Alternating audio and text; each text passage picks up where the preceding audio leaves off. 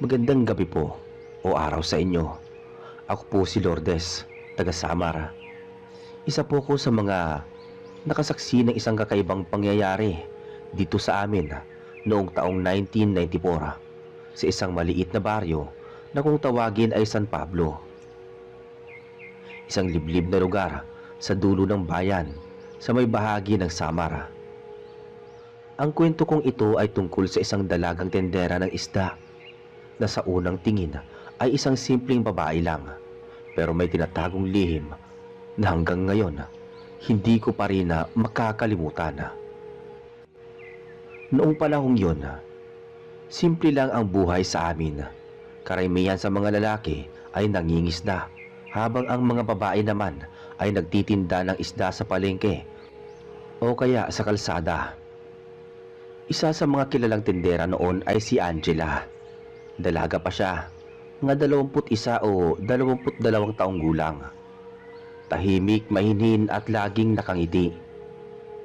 Kung makikita mo siya, iisipin mong isa lang siyang ordinaryong babae. Pero may kakaiba talaga sa mga mata niya. Parang laging matalim ang tingin, lalo na kapag gabi.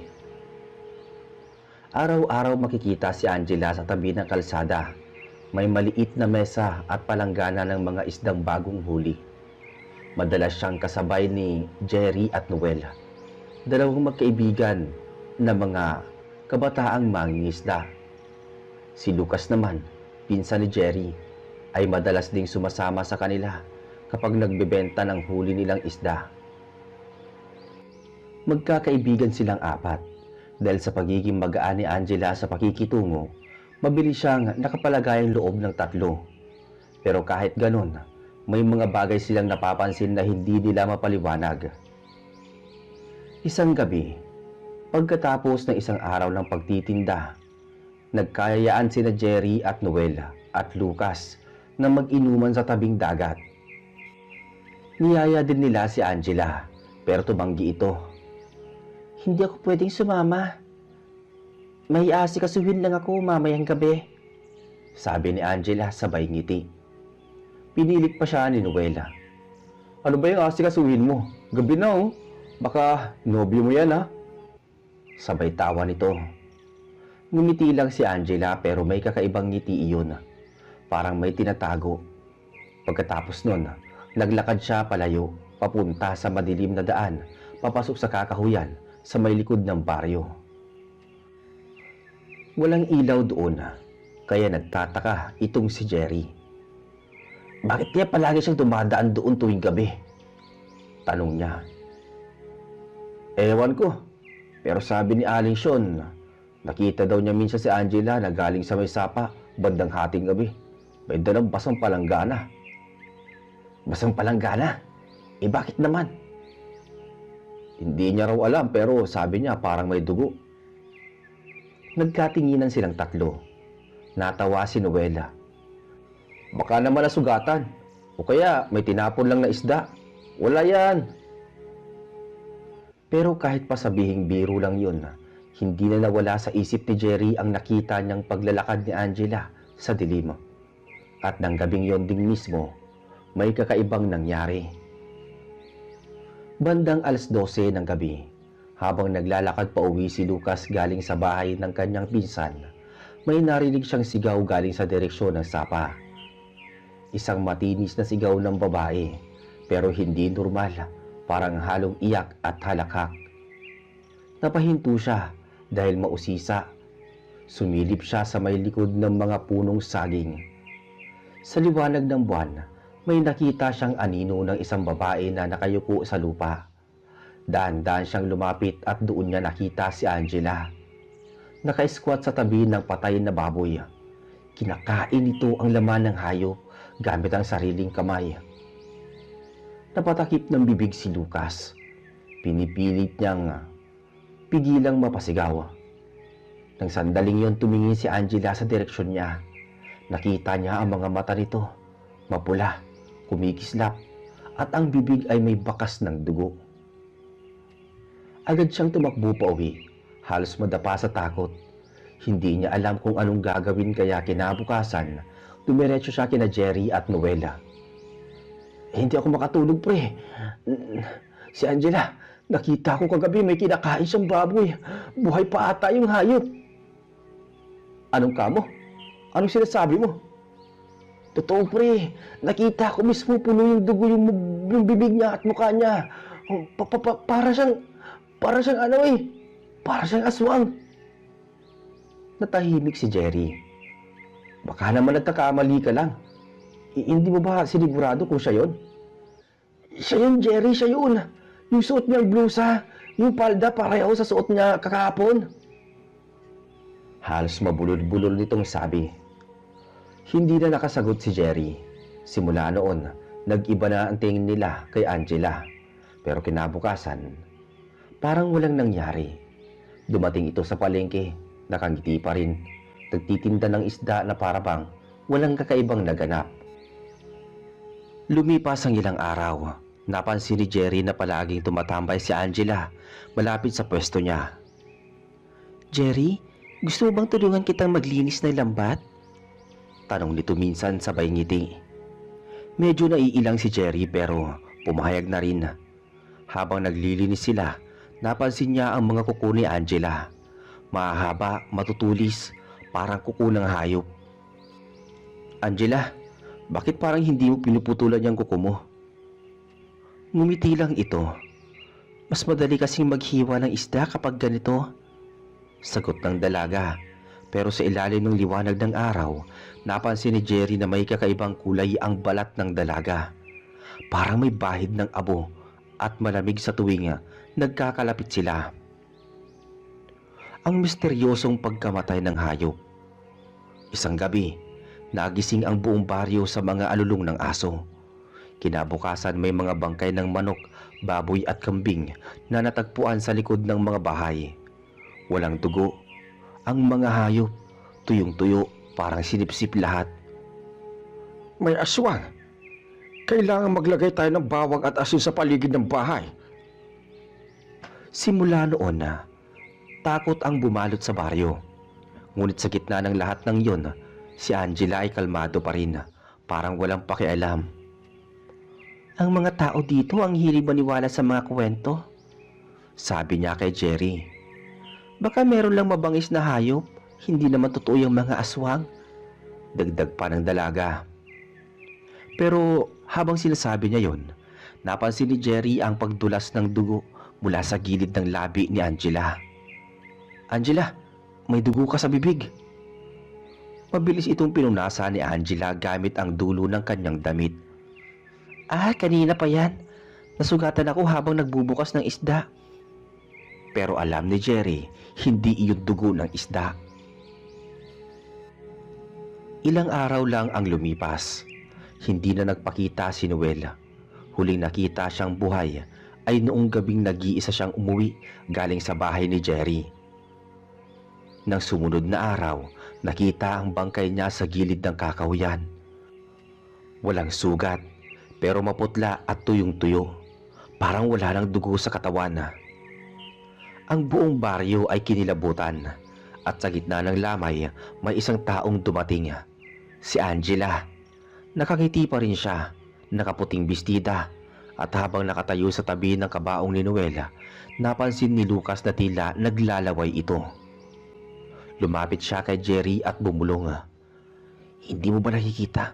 Kanina pa siya nakatingin sa leeg ni Noel. Tahimik lang si Jerry. Hindi na siya makapaniwala sa mga nagaganap.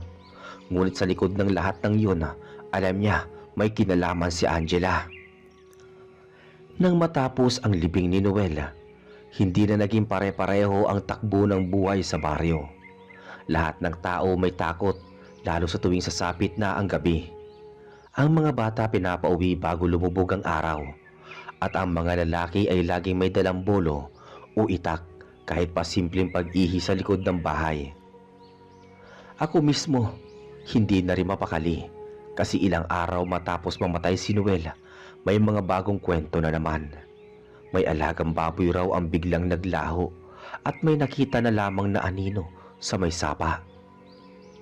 Si Jerry halos hindi na kumakain. Naisip ko, Kung si Angela talaga ang may gawa ng lahat ng to, kailangan may paraan para mapatunayan. Sabi ni Jerry sa akin noon. Tahimik lang ako. Alam kong malalim na ang iniisip niya. Mula nang mamatay si Noel, palaging nagmamasid si Jerry sa bawat kilos ni Angela. Kapag dumaraan ito sa kalsada, sinusundan niya ng tingin. Kapag bumibili sa tindahan, pinagmamasdan niya kung anong oras umaalis. Isang gabi, kinausap niya si Lucas. Pre, kailangan nating alamin ang totoo. Hindi pwedeng puro hinala lang. Teka, anong plano mo? Simple lang, sundan natin siya mamayang gabi. Tuwing alas 10 umaalis yan, di ba? Tumango si Lucas. Sige, pero kailangan natin mag-ingat. Kung totoo yung iniisip mo, delikado yan. Sagot ni Lucas. Nang gabing yun, madilim at walang buwan. Ang mga alitap-tap lang ang ilaw sa paligid ng kakahuyan. Nakita nilang pumasok ito sa daan papunta sa may sapa. May dala itong sako at isang basang palanggana. Pre, yun na yun. Bulong ni Lucas. Nakakubli sila sa likod ng mga puno. Pagdating ni Angela sa tabi ng sapa, ibinaba niya ang dala. Saka umupo. Maya-maya, nagsimulang lumamlam ang paligid. Parang humina ang hangin at may amoy na kakaiba. Parang nabubulok na karne. Lumapit si Angela sa tubig at nagsimulang humuni ng mahina. Parang may inaawit na dasal. Unti-unting nagbago ang kanyang muka. Ang mga mata niya ay naging mapula at ang mga kuko lalong humaba. Napatakip ng bibig si Lucas pero hindi niya napigilang gumawa ng ingay. Napalingon si Angela. May tao, sabi niya sa malamig na tinig. Mabilis silang umatras pero nahuli pa rin sila ng tingin nito. Jerry? Sabi ni Angela at kahit sa dilim, malinaw ang ngiti niya. Matulis, puno ng dugo. Tumakbo silang dalawa, halos magkasabay ang tibok ng puso at tiyapak. Hindi na sila lumingon. Nang makarating sila sa kalsada, hingal na hingal si Jerry. Totoo nga, Lucas, aswang siya. Kinabukasan, ibinalita nila sa mga matatanda ang nakita nila. Si Kapitan Tomas, isang matandang lider ng baryo, hindi agad naniwala. Kung totoo man yan, kailangan natin maganda. Maglagay ng bawang sa paligid. Mag-usap tayo mamayang gabi. Ang buong baryo ay nagkandatakbuhan para maghanda ng mga bawang, asin at mga buntot pagi na sinasabing panlaban sa mga aswang. Habang abala ang lahat, si Angela ay tahimik lang na nagtitinda pa rin ng isda sa gilid ng daan. Walang takot, parang walang naririnig. Hapon noon nang lapitan ni Jerry si Angela sa pwesto nito. Angela, may gusto lang akong itanong. Ngumiti si Angela. Ano yun? Totoo bang lumalabas sa gabi-gabi? May nagsasabi kasi. Naputol ang salita ni Jerry nang biglang humigpit ang tingin ni Angela. May problema ba kung lumalabas ako? Wala naman. Gusto ko lang malaman kung ikaw ba yung nakita nila sa may sapa. Tahimik lang si Angela ng ilang segundo bago siya muling ngumiti. Kung natatakot ka, huwag ka na lang lumapit sa akin, sabi ng dalaga. Pagkatapos ay naglakad itong palayo dala ang mga isda. Habang nakatalikod ito, napansin ni Jerry na sa bawat hakbang nito parang may bahagyang bakas ng paa na may kuko. Hindi karaniwang bakas ng paa ng tao. Bandang alas 12, nagtipon ang mga lalaki ng baryo sa may kubo ni Kapitan Tomas. May dala silang sibat, itak at mga bote ng langis. Kung lalabas ulit ang halimaw na yan, hindi na tayo magpapatumpik-tumpik pa, sabi ng kapitan. Habang nagbabantay sila, may biglang humuni sa labas. Mahina sa una tapos lumalakas, parang boses ng babae na umiiyak at tumatawa. Sa puntong ito lahat kami nanginig sa takot. Mula sa dilim, May lumipad na anino dumaan sa ibabaw ng mga puno. "Nandoon!" sigaw ni Lucas. Tumakbo silang lahat, dala ang mga ilawan. Sa tabi ng sapa, nakita nilang muli si Angela. Nakaluhod sa lupa, may kinakain na hindi nila agad nakilala. Nang lapitan nila, isa pala yung aso ni Aling Sean. Halos wala ng laman. "Angela, tama na!" sigaw ni Jerry. Lumingon ito at sa unang pagkakataon nakita nila ng malinaw ang tunay niyang anyo. Maputla ang balat, ang matay pulang-pula at ang bibig ay puno ng matutulis na ngipin. "Hindi niyo ako maintindihan. Hindi ko to ginusto," sabi ni Angela. Pero lumapit si Kapitan Tomas sa hawak ang buntot pagi. "Umalis ka sa baryong to. Kung hindi, mapipilitan kaming tapusin ka." Napasigaw si Angela, isang sigaw na halos bumasag sa tahimik na gabi. Pagkatapos nun, bigla siyang tumakbo papasok sa kakahuyan. Hindi na nila siya nasundan dahil parang naglaho sa hangin. Kinabukasan nakita nila ang mga bakas ng dugo papunta sa bundok, pero doon na rin nagtapos ang mga bakas. Mula noon, muling natahimik ang baryo. Wala nang namamatay na hayop, wala nang sigaw sa gabi, pero si Jerry hindi pa rin mapakali. "Babalik yun. May utang siya sa atin, lalo na kay Noel." Ako naman, tuwing dumadaan ako sa may sapa, pakiramdam ko may nakatingin pa rin sa akin. Minsan, may naririnig akong mahinang boses sa hangin. Boses ng babae, parang si Angela, humahaplos sa hangin, nagbubulong ng pangalan ni Jerry. Pagkalipas ng ilang linggo matapos ang pagkawala ni Angela, akala namin tapos na ang lahat. Tahimik na uli ang baryo. Wala nang mga alulong ng aso, walang sigaw sa gabi, at unti-unti nang nagbalik sa normal ang buhay ng tao. Pero para sa amin nila Jerry at Lucas, hindi pa tapos ang lahat. May pakiramdam kaming babalik siya. Noong unang Sabado ng Oktubre, napansin ni Aling Sean na nawala ang isa niyang alagang manok. Kinabukasan nakita itong patay sa ilalim ng bahay, tuyong-tuyo, parang sinipsip na naman. Mula noon gabi-gabi silang nagbabantay sa may sapa. Minsan may naririnig silang mahinang pag-awit sa hangin. Hindi nila makita kung saan nanggagaling, pero pamilyar kay Jerry ang boses. Boses iyon ni Angela.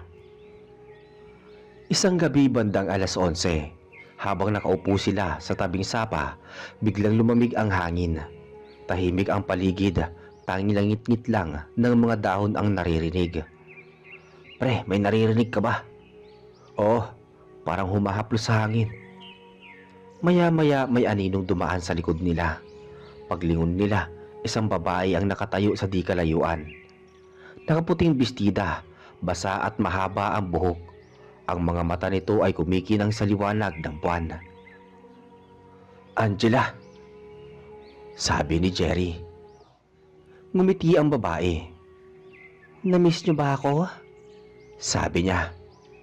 "Huwag kang lalapit," sabi naman ni Lucas. Ngunit patuloy itong naglakad, mabagal, parang walang bigat sa mga paa. Sa bawat hakbang, nag-iiba ang anyo ng mukha niya. Ang balat nagdidilim at sa gilid ng labi niya ay may tumutulong dugo. "Bakit mo ginagawa to, Angela? Ano ba talaga ang gusto mo?" "Tulong." "Hindi ko ginusto to, Jerry. Sinumpa ako. Gusto ko matapos na to," sabi ng dalaga. Hindi makapaniwala si Jerry. "Anong sumpa?" Lumapit si Angela, ngunit nananatiling isang di pa lang ang layo. "Noong bata pa ako, may tumulong sa amin na matandang babae. Akala namin mabait, pero engkanto pala. Nung nagkasakit si Mama, ipinagdasal ko na lang na sana gumaling siya kahit anong kapalit. Pagkatapos nun, gumaling na si Mama. Pero ako naman ang nagbago. Tuwing gabi nakakaramdam ako ng matinding gutom. Hindi ko mapigilan." Tumulo ang luha sa kanyang pisngi, halong dugo. Sinubukan kong lumayo pero kahit saan ako pumunta, sumusunod ang sumpa. Kaya ako bumalik dito. Tahimik ang lahat. Si Lucas nanginginig pero may awa sa muka. Kung gusto mo matapos lahat, Angela, sabihin mo kung paano. Tanging apoy lang, pero hindi ko kaya sunugin ang sarili ko. Lumapit si Jerry, hawak ang lampara. Kung yan ang gusto mo, tutulungan ka namin. Pero ayokong saktan ka. Ngumiti si Angela. Salamat, Jerry. Pero kapag dumilim na ng tuluyan, hindi na ako si Angela. Aswang na ako. Kapag nagbago na ako, wag kang lalapit. Lumipas ang ilang sandali, biglang bumigat ang hangin. Ang buwan ay natakpan ng ulap. Sumigaw si Angela at bigla siyang nagbago sa harap nila. Ang mga mata nag-aalab, ang ngipin ay tumulis at ang balat naging gulay abo. Lucas, apoy! Sigaw ni Jerry. Dali-dali ang kinuha ni Lucas ang bote ng langis at sinindihan. Habang nakataas si Angela, humagigik ito. Hindi niyo ako matatalo. Pero lumapit si Jerry kahit nanginginig. Pasensya ka na, Angela. Itinapon niya ang apoy. Sumabog ang liwanag at sa loob ng ilang segundo, umalingaw-ngaw ang sigaw ng isang babae. Kinabukasan, natagpuan nila sa gilid ng sapa ang abo at ilang piraso ng puting tela. Wala lang katawan, wala lang dugo. Tahimik ang paligid pero may naamoy silang halimuyak ng isda. Pamilyar, parang mula sa mga paninda ni Angela. Simula noon, muling naging tahimik ang baryo. Walang aswang, walang alulong ng aso. Ngunit si Jerry, araw-araw pa rin pumupunta sa sapa. Tinitignan ang tubig. Minsan daw, nakikita niyang may lumulutang na bulaklak ng isda. Parang inaalay ng hangin. Bago tuluyang umalis si Jerry sa baryo, dinalaw niya ako. Kapag may narinig kang humahaplos na boses sa gabi, huwag kang matakot. Baka si Angela yon, nagpapasalamat. Sabi ni Jerry. Pagkatapos noon, hindi ko na siya muling nakita. Hanggang ngayon, kapag may bumabagtas na malamig na simoy ng hangin tuwing gabi, minsan may naririnig akong mahina, isang boses na bumubulong ng pangalan ni Jerry. Pagkaraan ng ilang buwan matapos ang insidenteng iyon, halos nakalimutan na ng mga taga-baryo si Angela. Tahimik na ulit ang baryo. Nang bumalik ang mga bangka sa laot, parang nagbalik din ang sigla ng mga tao. Pero kay Jerry, hindi pa rin payapa ang gabi. Tuwing dumadaan siya sa sapa, nararamdaman pa rin niya yung bigat sa hangin. Parang may nakatingin sa kanya mula sa ilalim ng tubig. Isang gabi habang umuulan ng mahina, narinig niyang parang may tumatawag sa labas. Mahina lang yun pero malinaw. Napahinto siya sa paglalatag ng lambat. Wala namang ibang tao sa paligid. Lumabas siya, bitbit ang lampara. Sa may dulo ng bakuran sa tabi ng puno ng saging, may bakas ng basang paa. Maliit parang babae. Sumunod siya sa bakas hanggang sa may sapa. Pagdating doon, may nakita siyang kumikislap sa tubig. Isang piraso ng puting tela, sinunog sa gilid pero may natirang sulat na mahirap basahin. Napatras siya na palunok. Tumakbo siya kina Lucas. Pre, bumalik siya, hingal na sabi ni Jerry. Napakunot noo si Lucas. Paano mo nasabi? May iniwan siyang tela sa may sapa eh. May sulat pa. Baka naman hangin lang yun. Hindi pre, yung boses niya naririnig ko eh. Tahimik silang dalawa. Si Lucas bagamat hindi naniniwala sa una, alam niyang hindi si Jerry yung tipong mag-iimbento ng kwento. Nag-ayos siya ng mga gamit, kinuha ang kanyang bolo. Kung totoo yan, kailangan natin maganda. Hindi na tayo pwedeng magbigla. Kinagabihan pumunta silang dalawa sa kubo ni Kapitan Tomas. Kap, May kakaiba na naman sa may sapa eh, sabi ni Jerry. Nag-ayos ng upo ang kapitan. Wala na dapat yan. Hindi ba't sinunog nyo na yung bangkay? Wala kami nakitang bangkay, sabi ni Lucas. Abo lang yung nakita namin eh. Tumahimik ang matanda. Kapag hindi tuloy na nasunog ang laman, maaaring may natirang bahagi. Kapag may natira, buhay pa yon, sabi ng kapitan. Dalawang gabi lang ang lumipas, muling nag-ingay ang mga aso. Tahol ng tahol hanggang sa madaling araw. Nang silipin ng mga tao, may mga aninong gumagalaw sa may kakahuyan. Kinabukasan, may nakita silang bakas ng dugo sa may pader ng kapilya. Isang babae na madalas magdasal tuwing hapon ang unang nakakita. Jerry, Lucas, may dugo dito sa likod ng simbahan. Nilapitan nila at nakita nga mga patak na parang hila papunta sa kakahuyan. Baka hype lang yan. Pero ramdam nilang lahat na hindi ito ordinaryo. Pag uwi nila, narinig ulit nila ang boses mula sa labas. Jerry, tulungan mo ko. Napaiktad siya. Hindi iyon boses ng multo na nakakatakot. Malungkot, parang humihingi ng awa. Dumating ang isang malakas na bagyo kinabukasan. Halos kalahating baryo ang binaha at natanggal ang bubong ng mga bahay. Sa gitna ng ulan, pumunta si Jerry sa sapa para tignan kung tataas ang tubig. Parang nagliliwanag ang kidlat. Nakita niya ang anyo ng babae sa kabila, basang-basa, nakatayo, nakatingin sa kanya.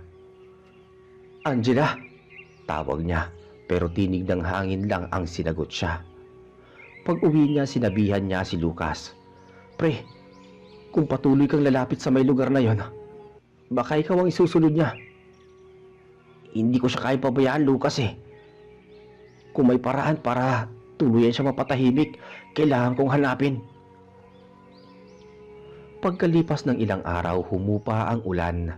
Habang nililinis nila ang paligid, may natagpuan ng isang babaeng kakaibang bato sa ilalim ng sapa. Itim bilog, parang may ukit ng muka. Dinala niya ito kay Kapitan Tomas. Kap, baka ito yung dahilan kung bakit hindi siya matahimik. Aba, hindi ito ordinaryong bato. Ginagamit ito ng mga nilalang para manatili ang kaluluwa sa lupa. Pinatawag si Jerry. Kung gusto mong matapos ang sumpa, ibalik mo to sa lugar kung saan nagsimula ang pagbabago. Sa may sapa ba yun, Kap? Hindi. Sa tuktok ng bundok sa likod ng gubat. Doon daw tumira ang matandang engkanto na nagbigay ng sumpa kay Angela. Kinabukasan, maaga silang umalis. Si Jerry, Lucas at ang isa pang babae. Bitbit nila ang bato, bawang at langis. Habang paakyat, palalim ng palalim ang gubat. Walang ibon, walang kuliglig, tanging mga yabag lang nila. Parang ayaw tayong paakyatin, sabi ng kasama nilang babae. Baka nga, pero kailangan nating tapusin to, sabi naman ni Lucas. Pagdating nila sa tuktok, may nakita na silang lumang kubo na halos gibana. Sa harap nito may bilog na bato at mga lumang simbolo sa lupa. Ibinaba ni Jerry ang itim na bato. Paglabag niya, biglang humangin ng malakas. Lumamlam ang langit at may narinig silang halakhak ng babae. Bakit niyo ako dinala rito? Nasa likod nila si Angela. Nakatayo, may apoy sa mga mata. Angela! Gusto ko namin mapalaya. Mapalaya? Hindi niyo alam ang ginagawa ninyo, sabi ni Angela. Sumugod si Angela pero hinarang siya ni Lucas gamit ang buntot pagi. Hindi mo kami malilinlang. Sumigaw ang dalaga sabay tinamaan ng apoy na galing sa bato. Umuga ang lupa.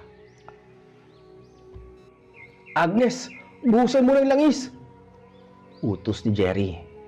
Tinapon ni Agnes ang langis sa bato at nagliyab ito. Sumigaw si Angela. Unti-unti nagbago ang anyo, ang balat niya ay natutunaw at ang mga mata naglaho. Salamat, bulong niya bago tuluyang naging abo. Nang matapos ang lahat, biglang lumiwanag ang paligid. Ang hangin ay bumalik sa normal at ang mga ibon muling nag-awitan. Kinuha ni Jerry ang natirang abo at tinapon sa sapa. Pahinga ka na, Angela, mahinang sabi niya. Pagbalik nila sa baryo, napansin nilang tila gumaan ang paligid. Wala nang malamig na simoy tuwing gabi. Ang mga aso tahimik at ang mga tao muling nagkumpiyansa. Ngunit si Jerry, kahit papaano, hindi makalimot. Minsan, kapag nagtitinda siya ng isda sa palengke, may mga lalapit na langaw tapos biglang nawawala. Sabi ni Agnes, baka binabantayan ka pa rin nila. Si Lucas naman tuwing gabi ay nagdarasal sa tabi ng bintana. Dala pa rin ang buntot pagi. Hindi sila makapaniwala na tapos na nga, pero sa mga tahimik na gabi, may pagkakataong naririnig pa rin nila ang pagaspas ng pakpak mula sa malayo. Mahina lang, pero sapat para magbalik ng alaala.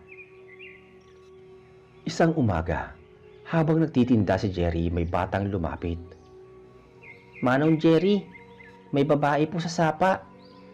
Tinutulungan kami manghuli ng isda. Ngumiti si Jerry at daan-dahang tumingin sa langit. Baka bantay nyo yan, sagot niya. Ngumiti ang bata at tumakbo palayo. Nang mag-isa na si Jerry, napatingin siya sa dagat. Ang alon ay kumikintab sa araw at sa pagitan ng mga alon, parang may sumisilip. Isang babae, payapa, nakaputing damit, may ngiti sa labi at hindi na siya natakot. Sa halip na pangiti siya at mahina niyang sinabi ang, magpahinga ka na, Angela. At habang papalubog ang araw, narinig niya ulit ang mahinang alulong. Pero ngayong gabi, hindi na ito nakakatakot. Tunog ito ng kalayaan ng pag-uwi ng isang kaluluwang tuluyan ng nakahanap ng kapayapaan. At dito po natatapos ang ating kwento. Maraming salamat sa inyong pakikinig. Hanggang sa muli.